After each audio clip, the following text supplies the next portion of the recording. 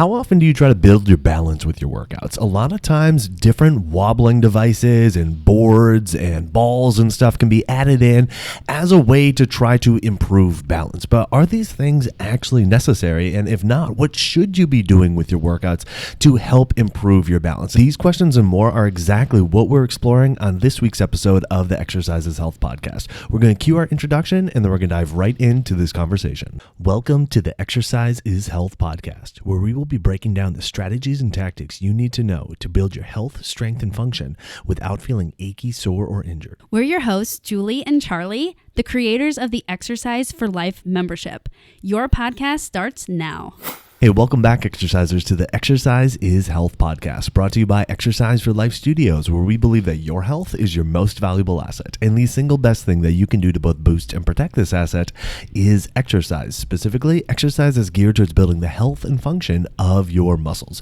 We are your hosts, Charlie and Julie. And today we are discussing this idea of balance. Balance is a hot topic, especially for certain segments of the population, whether they're performance-based or whether maybe it's a certain age demographic. But either way, this idea of wanting to be able to improve our balance to make sure that we don't fall and maybe even be able to perform some cool tricks is something that a lot of people want to be able to do. But so many ways that are typically used to try to improve balance, they may not actually be doing the job that we're hoping that they do. So what should we be doing with our workouts instead to make sure that not only are we able to improve our balance, but we stay safe in the process? That's exactly what we are exploring with you today. One of the things that I hear all the time when my clients come in or from our members and they're emailing in, like, I just really need to work on my balance, which is really good. Like when you have physical goals, like thinking, I want to work on my strength, I want to work on my balance, I want to work on my mobility or my function. All those are really good because that's what exercise is really good at, is changing how your body is functioning, right? And I was like, okay, cool. Like, what's wrong with your balance? So I do think there's a lot of media out there about like, hey, as you get older, make sure you're balancing. Or I have clients that'll be like, well, I do these exercises so that I don't lose my balance. And the problem with those types of exercises is they're usually very ineffective at improving your balance. We're going to talk about what you can do with your balance. But first, I think what's more important is to understand like what is balance and how do you know if you have good balance or not? Because most of the people that I talk to, not all, but most, when they come in saying, hey, I need to work on my balance, and then explain to me the situation, they're like, I always think to myself, like, that's pretty good balance. Like, that is good balance. But I think like we like to relate good balance to like, what do the Olympic gymnasts look like when they're on their beam? You know, it's like perfect, no movement, perfectly still. So I think that's where we need to start is like, what is balancing and what does it look like when you are balancing and having good balance? Yeah, I love that. So let's start right there. Like, what is balance? Well, I think in the simplest terms, balance could be just not falling over, right? Like yes, maintaining some type of homeostasis from a position perspective, like of your body, how you are controlling and managing your body in space, which is just a bunch of words to say like you're not falling over. Now, some people truly have issues with balance. There can certainly be some medical conditions that lead people to have issues with their balance. If you stand up and your blood pressure goes really low, you have difficulty regulating your blood pressure, and all of a sudden you feel dizzy, you feel like you're losing your balance. Sometimes inner ear function can be, described as influencing balance. So there are definitely conditions and certain medical circumstances in which somebody may actually struggle with their balance. But the majority of people can balance just fine because you're able to stand upright. You are able to walk without falling over. And so then the question becomes, okay, well, if we can say like across the board, like more than likely you're pretty good at balance, then one, is there a need to try to improve it? And two, if there is, then how should we go about doing that? Absolutely. And, Charlie, I love that you said balance is not falling over. Because when people label themselves as bad balance, they're not falling over. Right? Isn't that? And I'm always like, so that's good balance. So this is what normally happens where people will self-label as bad balance. And even professionals, in different fields, be like, yeah, you have bad balance. But it's like they're doing a move. Maybe they went to a yoga class or maybe they tried something, whatever. They're like, I was really wiggly. I was so wiggly. My balance was so bad. that is a sign you're doing good balance, actually. And so just think, like, if you did some move and you fell over, that means you lost your balance. But if you did some move and your body did some stuff, wiggles and weird stuff, and your arms flailed side to side, that was your body balancing and working on the balance. So I always tell my people, like, hey, when we're doing an exercise that requires balance and you're wiggling and you're saying, oh, I just have terrible balance, you're wrong. It's actually that is your body balancing. That is the balancing is a process. It's a thing. And if everything you did was easy to, like, you didn't have any wiggles or anything that looked kind of weird, when you were doing it, then it wasn't difficult on your balance anyway. So it wasn't like getting close to the edge of like where you might lose your balance. So if you did a move and you were super wiggly, maybe you were embarrassed, maybe it was awkward, maybe it was just weird, but you didn't fall over, that means you have good balance. Right. That is a good thing. Exactly. And think about it this way. Like if somebody comes up to you and says like, well, I want to speak English. Like, okay, well, you are speaking English. And that's about as far as the conversation goes, like from a balance perspective. And like maybe they mean that they want to expand their vocabulary or they want to be able to articulate things better. But what they are saying is, I want to speak English. And so what somebody often says, like, or at least just like, the words that they're using is, okay, well, I need to work on my balance. It's like, well, I need to work on my English. It's like, but you have balance. It's like, but you speak English, right?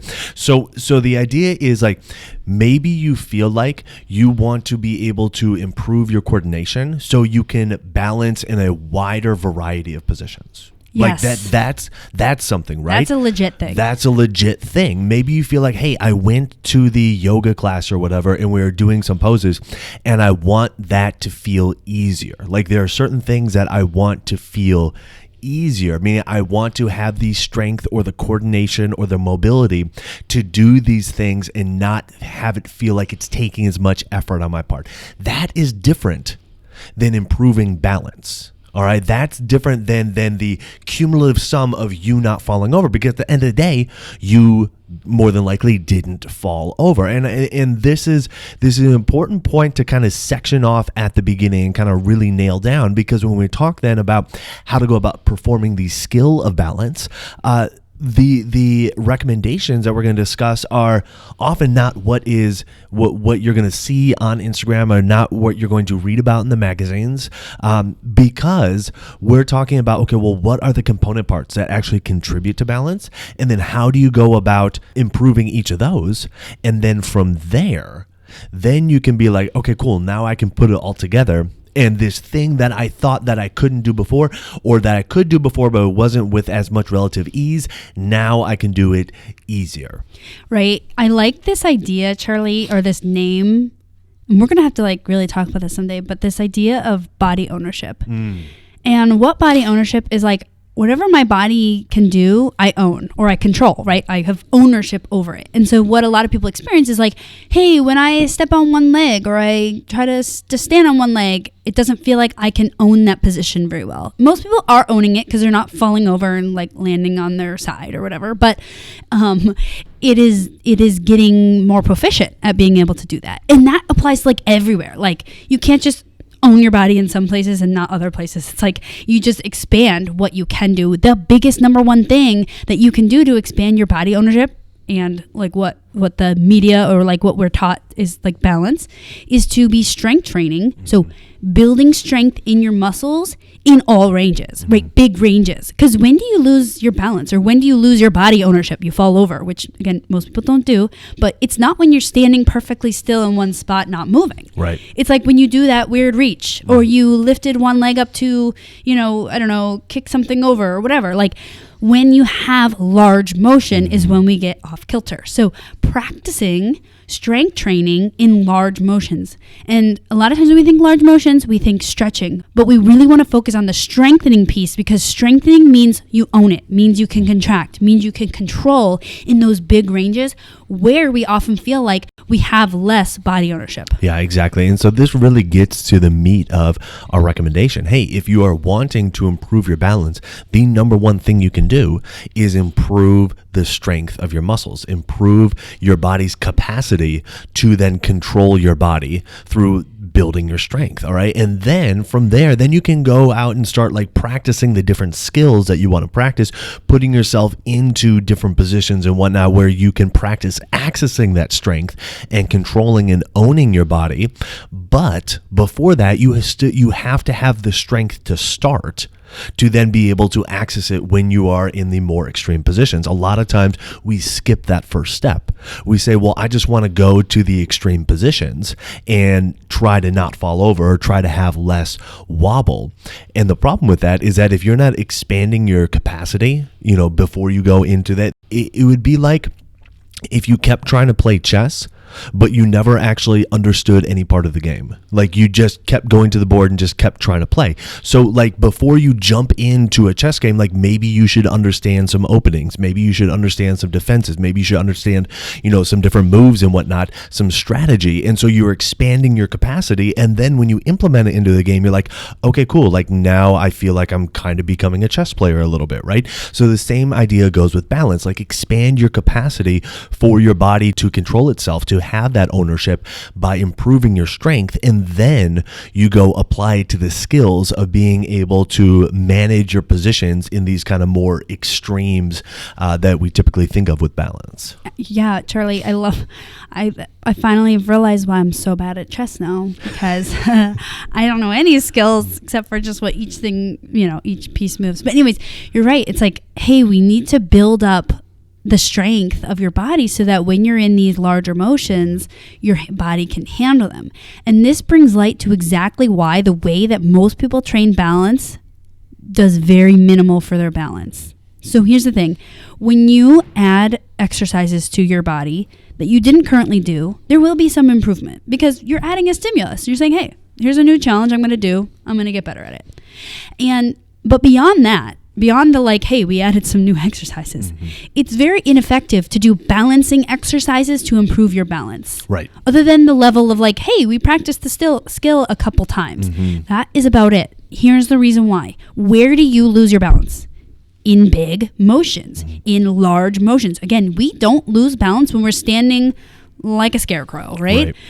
We lose balance when we're in the big ranges. That's why we have to train body ownership in big ranges. Now, think about yourself on one of those wobbly weebly boards, right? What is the goal of the wobble board? And when you feel successful, what are you doing? You're standing straight in the middle. You're trying to actually not get strong in the edges. You're trying to avoid the edges of the motion.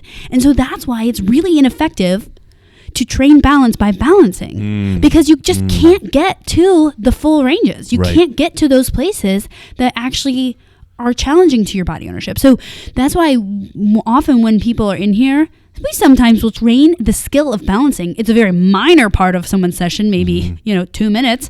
But other than that, it's about really conditioning the muscles to handle those places where you will often feel like you're losing ownership of those positions. Absolutely. And just to add on that, when it comes to strength training, the thing that you don't want to do is try to add in balance with the strength training. Yes. Meaning like trying to do, a shoulder press while standing on a wobble board or, a Bosu ball or whatever it is, because your body then needs to juggle now the balance part along with the strength part. And guess what? It's going to decrease your ability to build strength because it's not able to focus on the strength. It has to juggle all this other stuff that's happening throughout the rest of your body. Now, if your goal is to get your body to be able to juggle a whole bunch of stuff, then at some point you need to practice the juggle.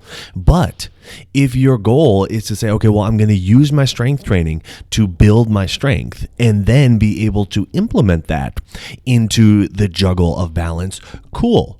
Then build your strength and then implement it into the juggle of balance. Don't try to do both at the same time because you're going to be diminishing the return on the strength aspect. Even though the exercise may feel harder or it feels like, well, I was really trying to focus hard because I was trying to balance. It's like, yeah, you were trying to focus on the balance, on the not falling over, which meant that you likely were not focusing on the squeezing of the muscles that you were trying to work, which meant you're going to get worse results for those groups of muscles, which means you're not going to be building the strength and whatnot that you need in those muscles. So I think that's a very important point that needs to be understood, is when it comes to actually improving your balance, not combining the strength training with balance is at the same time is a really important thing. You want to have as minimal balance requirements as possible so you can just focus on the strength, and then you can add in the balance outside of that. Charlie, I have 2 examples. Are you ready? I'm ready. Okay, so when I was probably 21, no, I was 20. When I was in college, my university, there was like a retirement assisted living kind of community close by, and they had a fitness place in there. And so a lot of the students from my college, my section of the school, would go and intern there. Not a lot, but some of us, that was an option. So anyways, I interned there. So we would help these people that I think they all were like 70 and over do their workouts, right? And so anything I thought, I had no idea what I was thinking, but I just was learning from everyone else. And it was just so common that I was like, okay, well, Mrs. Jones has gotten really good at overhead press on the chair. So because now she's advanced and she's older, we need to make sure her balance is staying good. Now we're going to take it to the ball, like the big giant ball. She's going to sit on the big giant ball and do overhead press. And I was like, oh yeah, totally makes sense. Of course, because she should balance. If she wants to get her balance better, why should she not be balancing? And sitting in a chair would be so not functional. Later, after I graduated college and I did more advanced training, I realized, oh wow, by Mrs. Jones sitting in a chair lifting weights and then moving to a ball because it was quote unquote more advanced, she actually had to downgrade her weights because now she was trying to not fall over. And so the muscles getting stronger in large positions, which is what she really needs to do, has now been diminished because she has to hold less weights. And again, that feeds into this idea of the juggle, right? It's like she now had this new thing to juggle. And I'm not saying she shouldn't practice the skill of balancing, but don't mix it with strength training and make it very like a skill training thing versus a strength training thing, because that balance really takes away a lot of things. Okay, can I tell my second story? Yeah, please do. Okay, second story. I was just training one of my clients yesterday. She's new. She was like, so I do these step-up things. If you guys aren't familiar, you like put one foot on a step and then you step up slowly, trying to squeeze your leg. Anyways, it's a very common exercise. And a lot of people don't hold on to something. So it becomes like a step up to work your muscles and a balance thing because you're not holding on anything. You're like balancing in midair on one leg, trying to step up. And so she's like, yeah, I just never feel this right. It's all in the wrong places and whatever. So I was like, okay, so the first thing we're going to do is I want you to put your fingertips on the wall next to you. And she was so emotionally resistant to it because she's like, no, the balance adds challenge. I want to be challenged. I'm like, yeah, but in the wrong way. Like when you are distracted by having this balance thing, all you need to do is put your fingertips on the wall so you're less wiggly, wobbly, all that stuff. And now we can actually focus on your muscles. And it was the best glute exercise she had in like forever. Like she never knew how to actually activate her glutes. I'm like, well, just take the balance out. Yeah. Because once you're balancing, you feel how your muscles are so different. Like when I have to balance, my foot is on fire, my calves are on fire. I feel different things in my hips rather than the direction I'm trying to go. And so it includes more muscles, which is a complete distraction to what you're actually trying to do. And so what's exciting is that now all we know what we have to do for her is like, hey, take that balance out. Like we glorify it in the fitness industry. It is so glorified that everyone's like, well, it's just better if I just balance. Right, I'm right. Like, it's literally not better.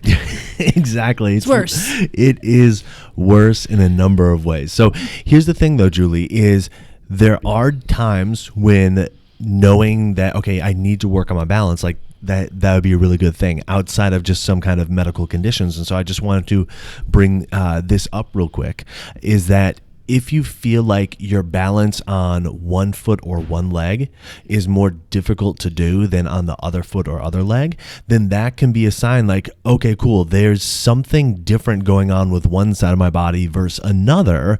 And so maybe then improving my balance would be a good thing, just to be able to kind of have the two sides even out. But that doesn't necessarily mean that, again, you just need to do balancing drills. If you focus on doing these strength component, that can go a long way to making sure that that the two sides feel a little bit more even. So I think that's kind of an interesting caveat. Like some people do an assessment where it's like a single leg touch or whatever, where you're balancing on one foot, and then it's like, all right, reach and touch something with your hand, and you do it for a set number of seconds on one foot, and then you do it on the other, and see if there's a difference. And so if you're noticing that there is a difference between how easily you can do something on one leg versus the other, then that may be a sign like, okay, cool, like my strength and coordination with one side is not the same as the other. This might be something that I want to work on, still making sure that you are emphasizing that strength component, and then you can go and practice the coordination and skill from there. Yeah, that's a great point, Charlie. And I do want to add to that, in that when you were saying that, I was thinking, yeah, it's not, we never really like to label things as like good or bad, but we do like to say, well, what it is and what it isn't, because the fitness industry already does that for us, like labeling things as good or bad, whether they're right or wrong, they all label things. And it is very common that in my sessions, in our membership, we do exercise that include balance, but it's important to note that when you include balance, the strength input and the strength stimulus is less. It just is. Like, it just has to be. Like, there's no way for it to be as high as when you're not balancing. So knowing that, and then planning accordingly. Yeah. Like, I would never have my clients only do like walking lunges, because those are really hard to balance on for a lot of my clients. And because it is so hard to balance on walking lunges for many of my clients, maybe it's easy for you, but it's hard for a lot of my clients, I would never have that be the only leg exercise, because I know that they're not getting the most stimulus relative to their strength. That means their strength is likely getting less because they are so focused, and their brain, as much as we want to direct them to the muscles, their brain can't help but try to not fall over. Like, that is one of our main goals, is not fall over. And so it is so distracting, more than we think. And so it is fine if you want to do, hey, I do some exercises that are difficult in my balance. Don't mistake that for being superior to ones that don't include balance. The input that will give to your body relative to an exercise that doesn't have balance. Absolutely. So what can you do with this information? Well, the first thing that we want you to take away from this is that if you feel like you're needing to improve your balance, first and foremost, focus on improving your strength, okay? And it might be that you're using, both legs or both feet at the same time during the exercise. It might be one leg, and then the other leg. And so those are called like unilateral exercises or something like that. But either way, like you want to improve your strength, because it's your strength that's going to allow you to be able to control your body in different positions. Okay, that's the first thing. Then once you improve your strength, if you're feeling like, yeah, my balance still isn't quite where I want it to be, then you can start practicing the skill component a little bit. All right, again, you've expanded your capacity. Then you can go into more of the skill component, which is where we see most people jump to right away when they're saying, okay, I want to improve my balance. But here's the thing, the skill component does not necessarily need to be this big, extravagant, using a rope to walk on that you see, a lot of people do. They'll like tether it between trees or whatever, and they'll walk between that. It doesn't have to be, using a ball or using, a Bosu ball or whatever, right?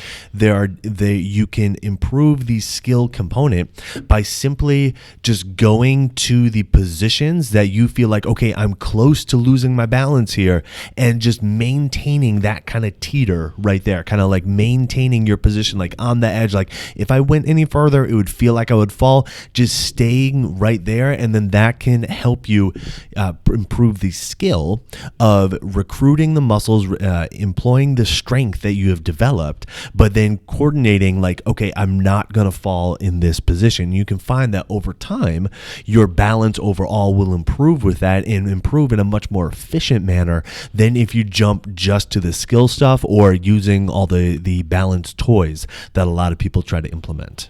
You're right, Charlie. I was just thinking of an analogy for this, and I hope it's a good one. So you guys know, like Charlie and I, we have a young family. We have 2 little kids. So anyone that has ever had a kid in daycare, you go in like seasons of illness, right? And the way that the season for illness for kids is like they get sick and they get better. For parents, it's like your kid is sick, so your kid's not sleeping well, so you're not sleeping well. And then you're sick, and then you're not sleeping. So it's like extended out.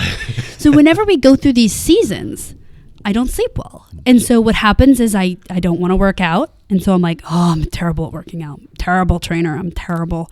And then I'm like, I get irritable at my kids because I'm really sleep deprived. So I'm like, I'm a bad mom.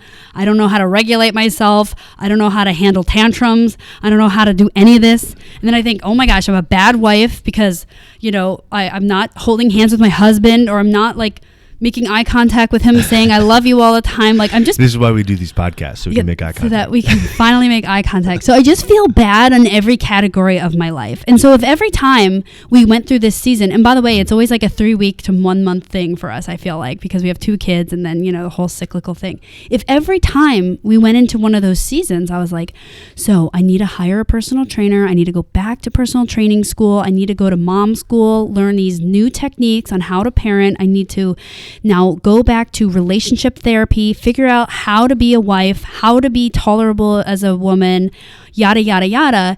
Instead, just saying, hey, well, first things first. We all know you need a good night's sleep.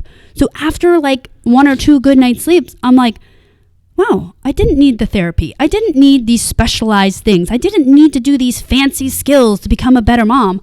I just needed to sleep well, because a basic human need is that we need to sleep. Mm-hmm. A basic human body thing that we need to do is keep strength. A lot of bad things happen when we lose our strength and we start labeling it as other things like, oh, I'm losing flexibility. I need to go to a stretch person. Oh, I need to go to massage. Oh, I need to go balance training because I'm terrible at balance. Well, those might be there. Like I might be a terrible mom, but I also know I can't be a good mom if I'm not sleeping well. And when I can sleep well, then I know that, hey, all these other things improve, and that maybe there's one tweak. Like say this to your kid instead of that. There's one tiny tweak that I need to work on, or one wifey thing that I need to work on. And so when we relate that to exercise, again, it's like, hey, you have to regularly strengthen your body. So do that first, and then we'll find out where the issues are, versus saying, wow, I'm terrible at balance. I should work on all these balancing drills. No. You probably just need to work a lot on strength and a tiny bit on balance. And that is what's going to lead to this lifelong thing, versus like I'm committed to balance training 5 times a day for the rest of my life, or else my balance is terrible. No, you just need to work on your strength and tweak your balance. Absolutely. Now, if you're hearing you need to work on strength component, you're like, oh, geez, but I've heard that people get hurt. Like, I don't want to get hurt. I don't want to get bulky. I don't want, all these things are coming to your mind. That's exactly why we created the Exercise for Life membership. So you could have guidance from me and Julie right in your own home as you build your strength in a safe way, in a way that's very time efficient, in a way that you can keep coming back to, because each workout actually leaves your body feeling healthier, feeling stronger, feeling more energized, as opposed to feeling depleted or feeling like, oh, now I just need to recover from this and I'm going to feel sore and achy tomorrow. And more balanced. Exactly. So if you want to get in on the Exercise for Life membership, there are a couple options. All you have to do is go to www.exerciseforlifestudios.com/membership and see which option works for you best, whether it's the monthly membership or the premium membership. So head there, check it out, and we will be able to guide you as you continue to improve your strength, as you continue to improve your balance and your health overall. So who do you know that needs to hear this episode? Who do you know that wants to improve their balance but is doing all the industry tricks and it's not working well for them? Share this episode with them so they can understand the component parts that they need to be utilizing and building upon, that's not just practicing the balance. And while you're online, head on over to Apple Podcasts and leave us a rating and review. It helps people find our podcast when they're looking for information on exercise and when they're looking for information on health. So if you found value in this conversation today, let us know by leaving us that 5-star rating and review. Well, thanks so much for tuning in. We always appreciate it. Have a fantastic week, and we'll talk with you all next week. And you are not a bad mom, and you know that. This podcast is for information purposes only. The statements and views on this podcast are not medical advice. This podcast, including Julie and Charlie Gates, disclaim responsibility for any possible adverse effects from the use of information contained herein. Opinions of guests are their own, and this podcast does not endorse or accept responsibility for statements made by guests. This podcast does not make any representations or warranties about guest qualifications or credibility. This podcast may contain paid endorsements or advertisements for products or services. Individuals on this podcast may have a direct or indirect financial interest in products or services referred to herein. If you think you have a medical issue, consult a licensed physician.